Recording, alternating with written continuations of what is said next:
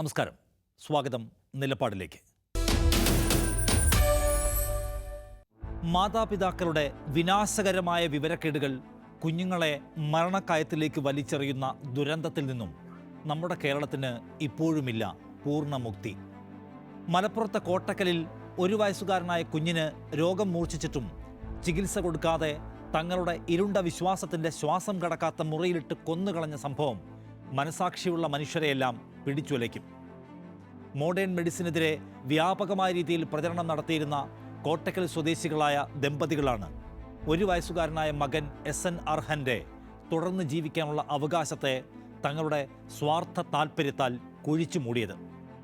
ആധുനിക വൈദ്യശാസ്ത്രത്തിൽ നിന്ന് മനുഷ്യരെ തെറ്റിദ്ധരിപ്പിച്ച് പിന്തിരിപ്പിക്കുക മാത്രമല്ല, അശാസ്ത്രീയ അബദ്ധങ്ങളുടെ പ്രചാരകരുമായിരുന്നു മരിച്ച കുഞ്ഞിൻ്റെ രക്ഷിതാക്കൾ. ജനിച്ച കുഞ്ഞിന് ഒരുവിധ പ്രതിരോധ കുത്തിവയ്പും നൽകിയില്ല എന്ന് മാത്രമല്ല, മഞ്ഞപ്പിത്തം ആ കുരുന്നിനെ തളർത്തി വീഴ്ത്തിയിട്ടും മതിയായ ചികിത്സ നൽകാതെ അശാസ്ത്രീയതയുടെ അന്ധവിശ്വാസത്തിൽ അടച്ചിരുന്നു അവർ. കേരളത്തിൽ മോഡേൺ മെഡിസിനെ എതിർത്തുകൊണ്ട് മറ്റു പലതരം ചികിത്സാരീതികളും പരമ്പരാഗത അബദ്ധവിശ്വാസങ്ങളും വീണ്ടും വേരു പിടിച്ചിരിക്കുന്ന കാലമാണിത്. സോഷ്യൽ മീഡിയ വഴിയും ആത്മീയ ഗുരുക്കന്മാർ വഴിയുമൊക്കെയാണ് അബദ്ധപ്രചാരണം സജീവമായി കാണുന്നത്. വീട്ടിൽ പ്രസവം, വാക്സിൻ വിരുദ്ധത, മഞ്ഞപ്പിത്തം പോലെയുള്ള രോഗങ്ങൾക്ക് പ്രകൃതി ചികിത്സകൾ എന്നിവയാണ് ഇത്തരം തട്ടിപ്പുകാർ പ്രോത്സാഹിപ്പിക്കുന്നത്. ശാസ്ത്രീയ അടിത്തറയില്ലാത്തതും പരിശീലനം കിട്ടാത്തവരുടേതുമായ ചികിത്സാ രീതികൾ പലപ്പോഴായി വലിയ ദുരന്തങ്ങളെയാണ് നമുക്ക് വെച്ചു നീട്ടുന്നത്. അക്യുപങ്ചറിനെ ലോകാരോഗ്യ സംഘടന ചില വേദനകൾക്ക് പ്രയോഗിക്കാവുന്നതാണ് എന്ന് അംഗീകരിക്കുന്നുണ്ടെങ്കിൽ തന്നെ പ്രസവം, ജോണ്ടീസ്, അപസ്മാരം പോലെയുള്ള ഗുരുതരാവസ്ഥകളിൽ ഇതിന് ചികിത്സിക്കാൻ കഴിയും എന്നതിന് ശാസ്ത്രീയമായ ഒരു തെളിവുമില്ല. കേരളത്തിൽ നോട്ടസ് തെറാപ്പി പോലെയുള്ള അനധികൃത അക്യുപങ്ചർ രീതികൾ യാതൊരു ശാസ്ത്രീയ അടിത്തറയുമില്ലാതെ പ്രകൃതി എന്ന പേരുപയോഗിച്ച് വിപണനം ചെയ്യപ്പെടുന്നു. മഞ്ഞപ്പിത്തം, പനി പോലെയുള്ള രോഗങ്ങൾക്ക് മഴയിൽ നനയൽ അല്ലെങ്കിൽ നാടൻ ഭക്ഷണം എന്നിവ മാത്രം മതിയെന്ന തെറ്റിദ്ധാരണയും കാര്യമായി പ്രചരിപ്പിക്കപ്പെടുന്നു. ശിശുക്കളിൽ ജോണ്ടീസ് ചികിത്സിക്കാതെ വിടുന്നത് കരൾ തകരാറിനോ മരണത്തിനോ ഇടയാക്കാമെന്ന ഗൗരവസംഗതിയെ ഈ നുണപ്രചാരകർ മറച്ചുവെക്കുകയാണ്. കേരളത്തിൽ അക്യുപങ്ചർ അല്ലെങ്കിൽ നാച്ചുറോപ്പതി എന്ന പേരുപയോഗിച്ച് പരിശീലനമില്ലാത്തവർ വ്യാജ ഡിപ്ലോമകളുമായി പ്രവർത്തിക്കുന്നുവെന്ന പരാതി വ്യാപകമാണ്. ഇന്ത്യയിൽ MBBS, BAMS, BHMS പോലെയുള്ള മെഡിക്കൽ ഡിഗ്രി ഉള്ളവർക്ക് മാത്രമേ അക്യുപങ്ചർ പോലെയുള്ള ചികിത്സകൾ നൽകാൻ അനുമതിയുള്ളൂ. എന്നാൽ നോ ടച്ച് തെറാപ്പി പോലെയുള്ള രീതികൾ യാതൊരു ശാസ്ത്രീയ പരിശീലനവും ഇല്ലാത്തവർ കേരളത്തിൽ നടത്തുന്നുണ്ട്. 1 വയസ്സുകാരൻ എർഹാൻ്റെ മരണം തന്നെ നോക്കൂ. അക്യുപങ്ചർ റാങ്ക് ജേതാവ് എന്ന് സ്വയം വിശേഷിപ്പിച്ച ഒരു ആത്മീയ ഗുരുവിൻ്റെ മാർഗനിർദ്ദേശത്തിനനുസരിച്ചാണ് ആ കുഞ്ഞിൻ്റെ മാതാപിതാക്കൾ നീങ്ങിയത്. അലോപ്പതി വിഷമാണ്, വാക്സിനുകൾ അപകടകരമാണ് എന്നിവ പോലെയുള്ള പ്രചാരണങ്ങളാണ് ഇത്തരക്കാർ വലിയ തോതിൽ നടത്തുന്നത്. ഇതിനായി ഒരടിസ്ഥാനവുമില്ലാത്ത ഗൂഢാലോചനാ സിദ്ധാന്തങ്ങൾ ആധികാരികമെന്ന വണ്ണം അവതരിപ്പിക്കുകയും ചെയ്യും ഇവർ.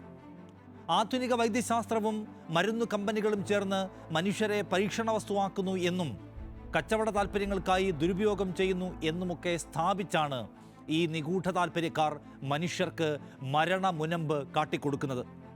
ഓരോ ദിവസവും പുതിയ പുതിയ ആരോഗ്യ പ്രതിസന്ധികൾ മനുഷ്യനെ തേടി വരുന്ന ഈ കാലത്ത് അനുനിമിഷം വികസിക്കുന്ന ശാസ്ത്ര വൈദ്യശാഖകൾ നമുക്കനിവാര്യമാണ്. അത് ആര് ഏതൊക്കെ സിദ്ധാന്തങ്ങൾ കൊണ്ട് എതിർത്താലും മനുഷ്യൻ്റെ അതിജീവനത്തിന് വഴി തുറക്കുന്നതിൽ ആധുനിക വൈദ്യശാസ്ത്രത്തിൻ്റെ പങ്ക് നിഷേധിക്കാൻ കഴിയുന്നതല്ല. ആധുനിക വൈദ്യശാസ്ത്രം ദൈവത്തിൻ്റെ തീരുമാനത്തിന്മേൽ മനുഷ്യൻ്റെ കൈകടത്തലാണ് എന്ന മട്ടിൽ അബദ്ധപ്രചരണം നടത്തുകയും ആശുപത്രി പ്രസവങ്ങളിൽ നിന്ന് ആളുകളെ പിന്തിരിപ്പിക്കാൻ ആഞ്ഞ് പരിശ്രമിക്കുകയും ചെയ്തിരുന്ന ആൾ കൂടിയാണ് മരിച്ച കുഞ്ഞിൻ്റെ അമ്മ. തികച്ചും പ്രകൃതിദത്തമായ പ്രസവത്തിൽ മോഡേൺ മെഡിസിന് എന്ത് കാര്യമെന്നാണ് അവരുടെ സമൂഹമാധ്യമ പോസ്റ്റിൽ ചോദിക്കുന്ന ചോദ്യം. മരുന്നിനും ഗ്ലൂക്കോസിനും പകരം കരിക്ക് കുടിക്കാൻ പറയുന്നു അവർ. ആശുപത്രികളില്ലാതെയും ആനന്ദദായകമായി പ്രസവിക്കാമെന്ന് ആളുകളോട് പറയുന്നു, ആവേശത്തോടെ പറയുന്നു. എത്ര വലിയ കുഴപ്പത്തിലേക്കാണ് ആ യുവതി നിഷ്കളങ്കരായ മനുഷ്യരെ കൂട്ടിക്കൊണ്ടുപോകുന്നത്. അധികമൊന്നും പിറകിലേക്ക് പോവണ്ട. കഴിഞ്ഞ ഏപ്രിൽ മാസത്തിലാണ് 35 വയസ്സുള്ള മലപ്പുറം സ്വദേശിയായ അസ്മ പ്രസവത്തിനിടെ അമിത രക്തസ്രാവം മൂലം മരിച്ചത്. 4 കുട്ടികളുടെ അമ്മയായ അസ്മയുടെ 5ാമത്തെ പ്രസവം കോഡൂർ പഞ്ചായത്തിലെ വാടക വീട്ടിലായിരുന്നു. പ്രസവശേഷമുണ്ടായ അമിത രക്തസ്രാവം അഥവാ PPH മൂലം അവർ മരണപ്പെട്ടു. ലോകത്ത് ഏറ്റവും അധികം മാതൃമരണങ്ങൾക്ക് കാരണമാകുന്ന പ്രശ്നം ഇതാണെന്ന് ലോകാരോഗ്യ സംഘടന തന്നെ അടിവരയിടുന്നുണ്ട്. അതിഗുരുതരമായ സാഹചര്യമാണത്. മതിയായ മെഡിക്കൽ സഹായമില്ലെങ്കിൽ അമ്മയുടെ മരണത്തിലേക്കാണ് അത് വഴി തുറക്കുക. അസ്മയുടെ പ്രസവം വീട്ടിൽ നടത്താൻ തീരുമാനിച്ചത് അസ്മയുടെ ഭർത്താവ് സിറാജുദ്ദീനാണ്. ആശുപത്രിയിൽ പോകാൻ അയാൾ വിസമ്മതിച്ചു. ആരോഗ്യ പ്രവർത്തകർക്ക് ഗർഭകാലത്ത് അസ്മയെ പരിശോധിക്കാനുള്ള അനുമതി അയാൾ നിഷേധിച്ചു. കൊലപാതകമല്ലാത്ത കുറ്റകരമായ നരഹത്യ എന്ന കുറ്റത്തിന് സിറാജുദ്ദീനെ പോലീസ് അറസ്റ്റ് ചെയ്തു. മൃതദേഹം രഹസ്യമായി എറണാകുളത്തെ വെങ്ങോലയിലേക്ക് കൊണ്ടുപോയതിന് തെളിവ് നശിപ്പിക്കാൻ ശ്രമിച്ചതിനും ഇയാൾക്കെതിരെ കേസുണ്ട്. മടവൂർ ഖാഫില എന്ന യൂട്യൂബ് ചാനൽ വഴി ആശുപത്രികളെയും വാക്സിനുകളെയും എതിർത്ത് വീട്ടിൽ പ്രസവം പ്രോത്സാഹിപ്പിച്ച സാമൂഹിക വിരുദ്ധതയാണ് ഇതുവഴി പുറത്തു വന്നത്. 2 കാര്യങ്ങളാണ് ഇതിലുള്ളത്. ഒന്ന്, ആധുനിക വൈദ്യശാസ്ത്രത്തിന് എതിരായ പ്രചാരണ പരിപാടികളിലൂടെ പരമ്പരാഗത വിശ്വാസങ്ങൾ എന്ന പേര് പറഞ്ഞ് ആശുപത്രികളോടും അവിശ്വാസങ്ങളോടും ആശുപത്രികളോടുള്ള അവിശ്വാസം വലിയ തോതിൽ പ്രചരിപ്പിക്കാൻ ഒരു സംഘം സജീവമായി പ്രവർത്തിക്കുന്നു. മറ്റൊന്ന്, ഇതിൻ്റെ എല്ലാം പ്രചാരകരും തീരുമാനമെടുക്കുന്ന കേന്ദ്രവും പലപ്പോഴും അല്ല മിക്കപ്പോഴും ആണുങ്ങളാണ്. മലപ്പുറത്ത് ചോരവാർന്ന് മരണത്തിന് കീഴടങ്ങിയ അസ്മയെ അവളുടെ വിലാപഘട്ടത്തിൽ പോലും ആശുപത്രിയിലെത്തിക്കാൻ ഭർത്താവ് തയ്യാറായില്ല. ആശാപ്രവർത്തകരിൽ നിന്ന് പോലും അവളെ അയാൾ മറച്ചുവെച്ചു. എത്ര വലിയ പാതകം, എത്ര വലിയ ദുരന്തം! വീട്ടിൽ പ്രസവിക്കുന്നതിലുള്ള പ്രശ്നം എന്താണ്? പണ്ട് കാലത്ത് ആളുകളെല്ലാം പ്രസവിച്ചത് വീട്ടിലല്ലായിരുന്നോ? അവർക്കൊക്കെ വല്ല കുഴപ്പവും ഉണ്ടായിരുന്നോ എന്നാണ് നിഷ്കളങ്ക രൂപത്തിലുള്ള ചില ചോദ്യങ്ങൾ. എന്നാൽ ഈ ചോദ്യം വിവരക്കേടോ അല്ലെങ്കിൽ ആസൂത്രിതമായ തെറ്റിദ്ധരിപ്പിക്കലിൻ്റെയോ ഭാഗമാണ്. പണ്ട് കാലത്ത് വീട്ടിൽ പ്രസവിച്ചവരെല്ലാം സുരക്ഷിതരായിരുന്നു എന്നത് കല്ലുവെച്ച നുണയാണ്. 8ഉം 10ഉം കുട്ടികളുണ്ടായിരുന്ന അമ്മമാർക്ക് പലർക്കും 1ഉം 2ഉം കുട്ടികളെ പ്രസവത്തോടെ നഷ്ടപ്പെട്ടിട്ടുണ്ട്. പ്രസവത്തോടെ അമ്മമാർക്ക് ജീവൻ നഷ്ടപ്പെട്ട കേസുകളും നമ്മുടെ പഴയ ചരിത്രത്തിൽ എമ്പാടുമുണ്ട്. കുട്ടി പുറത്തേക്ക് വരാൻ തടസ്സമനുഭവപ്പെടുകയോ അമിത രക്തസ്രാവമോ ഒക്കെ പലപ്പോഴും 2ൽ ഒരാളുടെ ജീവന് അപകടമുണ്ടാക്കിയിട്ടുണ്ട്. എന്നാൽ ഇത്തരം സംഭവങ്ങളെക്കുറിച്ച് കൃത്യമായ കണക്കുകളൊന്നും ലഭ്യമല്ല. അത്തരം അനുഭവങ്ങളുള്ള ഒരുപാട് മനുഷ്യരെ പക്ഷേ നമുക്ക് ചുറ്റും കാണാൻ കഴിയും.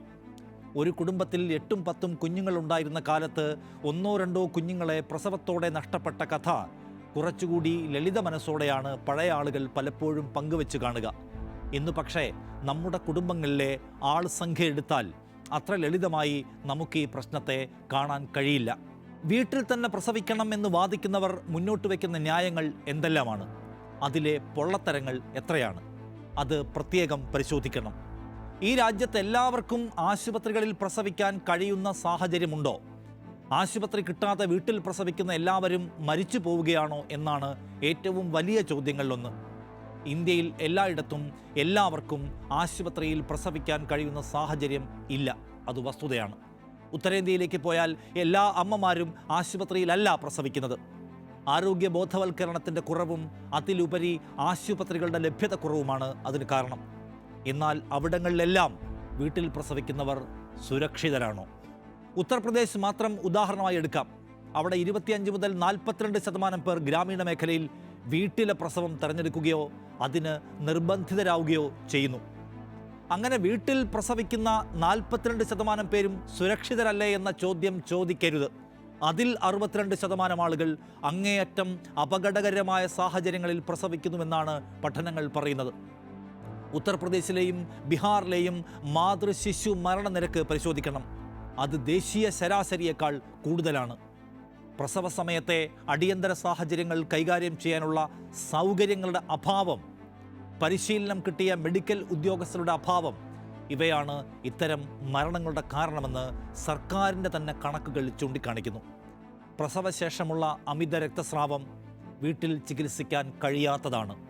ഗർഭകാലത്തെ ഉയർന്ന രക്തസമ്മർദ്ദം മൂലമുണ്ടാകുന്ന അപസ്മാരം വീട്ടിൽ കൈകാര്യം ചെയ്യാൻ കഴിയാത്തതാണ്. അണുവിമുക്തമല്ലാത്ത പരിസരം മൂലം അമ്മയ്ക്കും കുഞ്ഞിനും അണുബാധയേക്കുക എന്ന് പറഞ്ഞാൽ അത് വീട്ടിൽ പ്രതിരോധിക്കാൻ കഴിയാത്തതാണ്. കുഞ്ഞിൻ്റെ തല അല്ലെങ്കിൽ ശരീരം ശരിയായി പുറത്തു വരാതിരിക്കുന്നത് വൈകിപ്പോയാൽ മരണത്തിലേക്ക് വരെ വഴി നയിക്കാവുന്ന പ്രതിസന്ധിയാണ്. അത്തരമൊരു സങ്കീർണ ഘട്ടത്തെ നേരിടാൻ വീട്ടിലെ സംവിധാനങ്ങൾക്ക് കഴിയണമെന്നില്ല. 32 ആഴ്ചയ്ക്ക് മുൻപുള്ള ജനനവും കുഞ്ഞിൻ്റെ ആരോഗ്യത്തെ ബാധിക്കാം. ഇത്തരം സംഗതികളെല്ലാം ഉത്തരേന്ത്യൻ സംസ്ഥാനങ്ങളിൽ പ്രസവത്തോടെ അമ്മയും കുഞ്ഞും മരിക്കുന്നതിൻ്റെ നിരക്ക് ഏറ്റുന്നു. ഈ പ്രശ്നം പരിഹരിക്കാനാണ് കാലാകാലങ്ങളായി സർക്കാർ എല്ലാവർക്കും ആശുപത്രി സൗകര്യം, എല്ലാവർക്കും ആരോഗ്യ സംവിധാനത്തിൻ്റെ സഹായം എന്ന ലക്ഷ്യത്തെ മുൻനിർത്തി പ്രവർത്തിക്കുന്നത്. നോക്കൂ, നമ്മൾ എന്തിനാണ് ആശാ സംവിധാനം ഉണ്ടാക്കിയത്?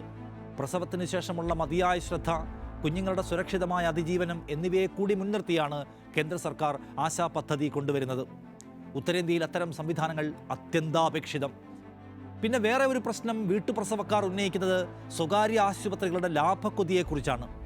അത് ഉന്നയിക്കാവുന്ന ആരോപണമാണെങ്കിലും സ്വകാര്യ ആശുപത്രികൾ അനാവശ്യമായി സിസേറിയനിലേക്ക് പോകുന്നു എന്നൊക്കെ സ്ഥാപിച്ചു പറയാൻ ഇവിടെ തെളിവുകളൊന്നുമില്ല.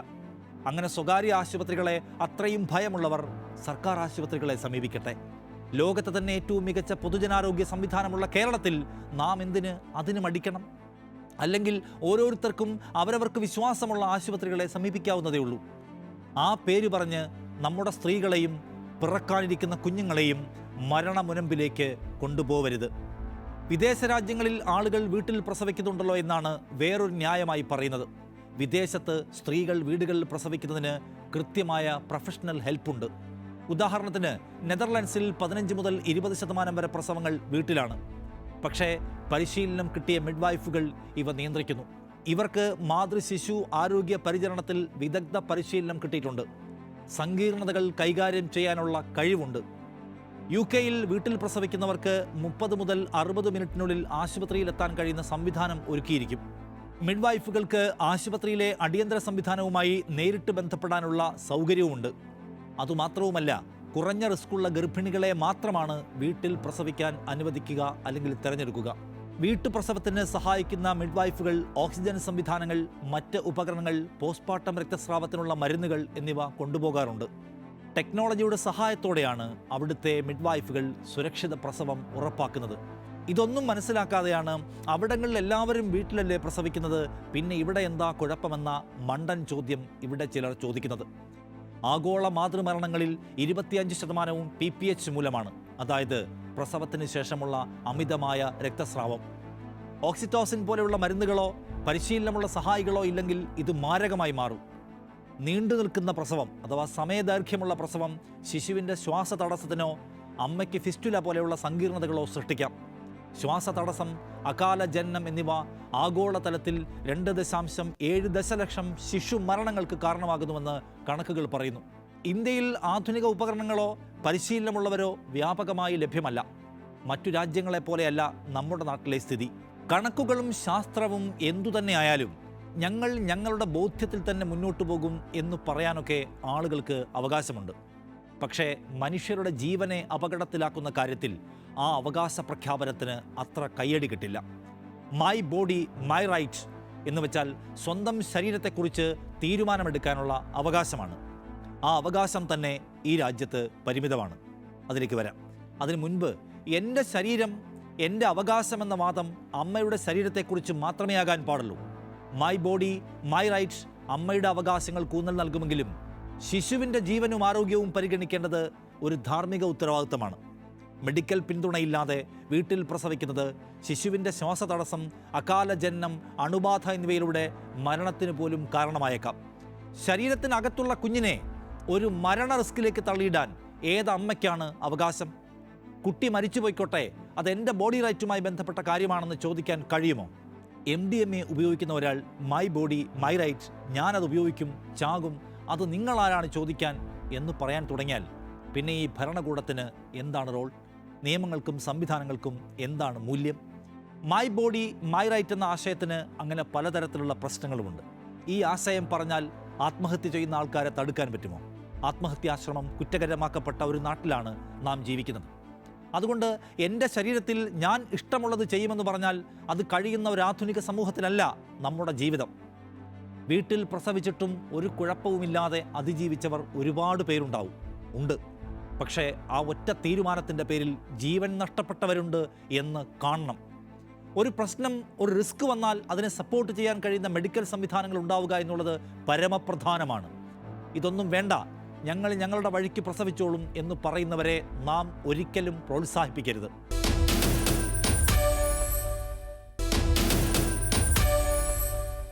അക്യുപങ്ചർ, നാച്ചുറോപ്പതി എന്നീ ഏർപ്പാടുകളെ ശരിയാവണ്ണം നിയന്ത്രിക്കാൻ നമ്മുടെ സംസ്ഥാനത്ത് ശക്തമായ നിയമങ്ങളില്ല എന്നത് ഒരു പരിമിതിയാണ്.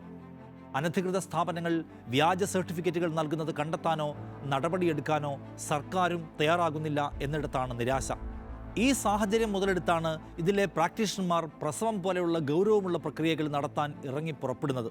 അക്യുപങ്ചർ ചികിത്സ എന്ന നിർവചനത്തിന് കീഴിൽ വരാത്തതിനാൽ ഇത്തരം പ്രവർത്തനങ്ങൾക്കെതിരെ നമുക്കും നിയമപരമായി നീങ്ങുന്നതിന് പരിമിതിയുമുണ്ട്. പ്രകൃതി അല്ലെങ്കിൽ നാച്ചുറൽ എന്ന വാക്കുകളുടെ വിപണന സാധ്യതയാണ് ഇത്തരക്കാർ പ്രയോജനപ്പെടുന്നത്. അതിന് പേരുകെട്ട ഫേസ്ബുക്ക് പേജുകളും മടവൂർ ഖാഫില പോലെയുള്ള യൂട്യൂബ് ചാനലുകളും പ്രകൃതി ജീവനം എന്ന പേരുപയോഗിച്ച് അശാസ്ത്രീയ പ്രചരണങ്ങൾ നടത്തുകയാണ്. ഈ പ്രചാരണങ്ങൾ വാക്സിനേഷനെതിരെയും വ്യാപകമായി നടത്തുന്നു. ഈ സംസ്കാരം കുട്ടികൾ നാം ഒഴിവാക്കാൻ ശ്രമിക്കുന്ന പകർച്ചവ്യാധികളുടെ തിരിച്ചുവരവിന് വഴിയൊരുക്കുമെന്ന ആശങ്ക വലുതാണ്. ആധുനിക വൈദ്യശാസ്ത്രം എന്നത് നമ്മുടെ ദൈനംദിന ജീവിതത്തിനും നമ്മുടെ മുന്നോട്ടു പോക്കിനും ഒരു നിലയ്ക്കും ഒഴിച്ചുകൂട്ടാൻ കഴിയാത്ത ഒന്നാണ്. മെഡിക്കൽ സയൻസിനെ അകറ്റി നിർത്തിക്കൊണ്ട് പ്രാകൃതമായ രീതികളെ അവലംബിക്കുന്നതിനെ ഒരു ആധുനിക സമൂഹം എന്ന നിലയ്ക്ക് നാം ആഞ്ഞെതിർക്കുകയും ചെറുക്കുകയും വേണം. ഇത് ഏതെങ്കിലും തരത്തിലുള്ള വിശ്വാസത്തോടുള്ള പ്രശ്നമല്ല, മറിച്ച് മനുഷ്യൻ്റെ ജീവിതവുമായി ബന്ധപ്പെട്ട, ജീവനുമായി ബന്ധപ്പെട്ട, സുരക്ഷയുമായി ബന്ധപ്പെട്ട കാര്യമാണത്. നമ്മൾ അതിജീവിക്കുന്നതും നമ്മൾ മുന്നോട്ട് വന്നതും ആധുനികമായ സാങ്കേതികവിദ്യയെ മുൻനിർത്തിക്കൊണ്ടും അനുദിനം വികസിക്കുന്ന മെഡിക്കൽ സയൻസിനെ ഉപയോഗപ്പെടുത്തിക്കൊണ്ടുമാണ്. വേറെ പലതരത്തിലുള്ള ചികിത്സാ ശാഖകൾ, പലതരത്തിലുള്ള വൈദ്യശാഖകളുണ്ട്. പക്ഷേ നമ്മുടെ ശരീരഘടനയും അതിൻ്റെ രോഗങ്ങളും അനുദിനം മാറിക്കൊണ്ടിരിക്കുന്നു. പക്ഷേ നമ്മുടെ ശാരീരിക സ്ഥിതിയും അതിലെ രോഗങ്ങളും അനുദിനം മാറുകയും സങ്കീർണമാവുകയും ചെയ്തുകൊണ്ടിരിക്കുകയാണ്. അതിനെ നേരിടാനും അതിജീവിക്കാനും അനുദിനം വികസിക്കുന്ന ടെക്നോളജിയും വൈദ്യശാസ്ത്രവും അനിവാര്യമാണ്. അനിവാര്യമായ ഘട്ടത്തിൽ അനിവാര്യമായതിനെ തന്നെ തിരഞ്ഞെടുക്കേണ്ടതുണ്ട്. അതുകൊണ്ട് അമ്മയുടെയും കുഞ്ഞിൻ്റെയും ജീവൻ അപകടത്തിലാക്കുന്ന ഈ വിപത്കരമായ കളിക്ക് മനുഷ്യർ ഇനി നിൽക്കാതിരിക്കട്ടെ. നമുക്ക് നമ്മുടെ കുഞ്ഞിനോട് ചെയ്യാൻ കഴിയുന്ന നീതി എന്നാൽ അതിൻ്റെ ജീവൻ നിലനിർത്താനും ജീവിതം മുന്നോട്ട് കൊണ്ടുപോകാനും കഴിയുന്ന സാഹചര്യം സൃഷ്ടിക്കുക എന്നതാണ്. ഒരു കുട്ടി ഉണ്ടായി കഴിയുമ്പോൾ നമുക്കതിനെ തെരുവിലേക്ക് കളയാൻ പറ്റുമോ? ആ കുട്ടിയെ പരിപാലിക്കേണ്ടതും അതിന് ഭക്ഷണം കൊടുക്കേണ്ടതും അതിലെല്ലാ തരത്തിലുള്ള അവകാശങ്ങളും ഉറപ്പാക്കേണ്ടത് നമ്മുടെ ബാധ്യതയാണ്. അതിനാലാണ് നാം ഇവിടെ ബാലാവകാശ നിയമം പോലെയുള്ളവ ഉണ്ടാക്കിയിരിക്കുന്നത്. അപ്പോൾ ഞങ്ങൾ തീരുമാനിച്ചോളാം, കുഞ്ഞിന് ജീവാപായമുണ്ടായാൽ ഞങ്ങൾ സഹിച്ചോളാം എന്ന് തീരുമാനിക്കാനൊന്നും ഇവിടെ ആർക്കും പറ്റില്ല. ജനിക്കാനും ജീവിക്കാനുമുള്ള ഒരു കുഞ്ഞിൻ്റെ അവകാശത്തിന് മേലെ ദുർവാശിയുടെ മരണയാണി അടിക്കാതിരിക്കട്ടെ ഇനിയാരും. നിലപാട് പൂർണ്ണമാകുന്നു. നന്ദി.